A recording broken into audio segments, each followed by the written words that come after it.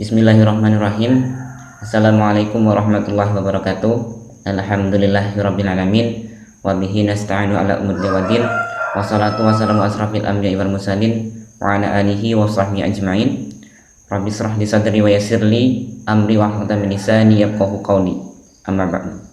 Sobat eksis dimanapun berada, mari kita selalu meningkatkan rasa syukur kita dengan cara memaksimalkan amal ibadah kita pada Allah dan selalu mengoptimalkan semua fasilitas yang Allah berikan kepada kita, terutama di penghujung bulan Ramadan ini. Semoga kita menjadi orang yang berpredikat takwa dan semoga kita menjadi orang yang tidak merugi ketika Ramadan ini selesai. Salam salam tidak lupa kita curahkan ke baginda Agung Muhammad SAW. Semoga kita termasuk umatnya yang akan mendapatkan syafaat yaumil akhir. Allahumma amin. Alhamdulillah, pada kesempatan hari ini kita akan belajar tentang zakat fitrah beras atau uang. Secara garis besar ada dua pendapat yang tentang ini, yaitu pendapat yang pertama mengharuskan dengan bahan makanan, atau pendapat yang kedua membolehkan dengan uang. Dari empat mazhab yang kita ketahui, yang membolehkan dengan uang hanya mazhab Imam Hanafi. Mazhab Imam Syafi'i yang mayoritas diikuti oleh orang Indonesia, orang muslim di Indonesia, berpendapat mengharuskan dengan bahan makanan. Oke, yang pertama kita melihat pendapat yang mengharuskan dengan bahan makanan. Ada 3 hadis yang saya ambil, sebenarnya banyak. Yang pertama dari hadis riwayat Bukhari Muslim, dari Abdullah bin Umar radhiyallahu anhu mengatakan, Rasulullah mewajibkan zakat fitri di bulan Ramadan kepada orang-orang, yaitu 1 sok kurma atau 1 sok gandum atas setiap orang merdeka atau budak, laki-laki atau perempuan, anak kecil atau dewasa dari kaum muslimin, atau dalam riwayat lain disebutkan juga 1 sok keju. Kemudian hadis yang kedua yaitu dari riwayat Abu Daud, Ibnu Majah dan Daruqutni, dari Ibnu Abbas radhiyallahu berkata, Rasulullah SAW mewajibkan zakat fitrah untuk membersihkan orang yang berpuasa dari perbuatan yang sia-sia dan perkataan kotor, dan sebagai makanan bagi orang-orang miskin. Barang siapa menunaikan sebelum sholat Idul Fitri berarti merupakan zakat yang diterima, dan barang siapa yang menunaikannya setelah sholat Idul Fitri berarti hal itu merupakan zakat sedekah biasa. Nah, kemudian yang terakhir dari hadis riwayat Jamaah Nainul Autor ya, dari Abi Sa'id Al-Khudri radhiyallahu berkata, kami mengeluarkan zakat fitrah ketika dahulu Rasulullah bersama kami sebanyak 1 sok to'am itu hintoh ya, atau satu sok kurma, atau 1 sok sair, atau 1 sok sabib, atau 1 sok akid ya. Dulu aku terus mengeluarkan zakat fitrah sedemikian itu selama aku hidup ya. Dari poin-poin ini yang mengharuskan dengan zakat dengan bahan makanan, kita ketahui adalah berarti zakat fitrah itu adalah zakat badan ya, sebagai kafaroh ya, bukan zakat harta atas nisab harta yang sudah kita miliki kemudian harus kita berzakat, tidak, tapi semua orang muslim wajib mengeluarkan zakat fitrah gitu kan. Bahkan budak pun tadi disebutkan juga diwajibkan, padahal budak itu juga tidak memiliki harta atau hartanya berada di tuannya. Kemudian pendapat yang kedua yaitu yang membolehkan dengan pembayarannya dengan uang ya. Nah, yang seperti yang sudah saya sebutkan di awal, yaitu banyakan dari mazhab Hanafi ya, Imam Hanafi ya.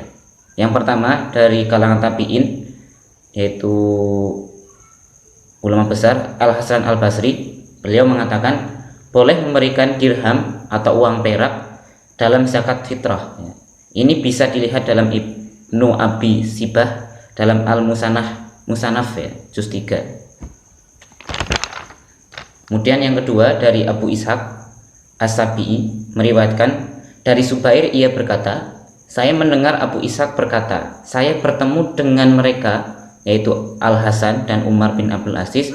Mereka membayar zakat fitrah dalam bentuk dirham yang senilai dengan bahan makanan ya. Kemudian dari Imam Az-Zahabi menceritakan tentang Abu Ishaq As-Sabi'i ya. Abu Ishaq As-Sabi'i ini adalah seorang al-hafidh ya, guru besar di Kufah ya. Imam Az-Zahabi berkata, beliau adalah salah seorang ulama yang mengamalkan ilmunya, salah seorang tabi'in yang mulia. Ia berkata tentang dirinya, "Saya dilahirkan 2 tahun terakhir masa Khalifah Utsman. Saya pernah melihat Ali bin Abi Thalib berkhutbah, boleh membayar zakat fitrah dalam bentuk uang dalam keadaan darurat." Ya, jadi ada dua pendapat ini yang memang sudah dari dulu sudah ada, dan ini sudah sangat umum sekali khilaf di antara para ulama. Sikap kita sebagai penuntut ilmu hendaknya bijak ya, jangan sampai kita memperuncing ya, atau kita terlalu kaku atau menyalahkan pihak yang lainnya. Karena apa? Ya, karena kata para tabi'in ya, salah satunya adalah Qatadah. Beliau berkata, orang yang belum mengetahui perbedaan pendapat ulama berarti hidungnya belum mencium ilmu fikih gitu ya. Hidungnya belum mencium baunya ilmu fikih. Ini bisa dilihat dalam Jami Bayanil ya. Nah, tapi juga kita tidak boleh memilih sesuai dengan kehendak hati kita. Kita memilih mana yang lebih meringankan dari para pendapat-pendapat ulama itu, seenaknya kita berpindah pendapat ya. Sekarang kita pakai pendapat ulama ini, besok pakai itu, pakai ini yang lebih meringankan ya. Itu juga tidak boleh ya. Kenapa?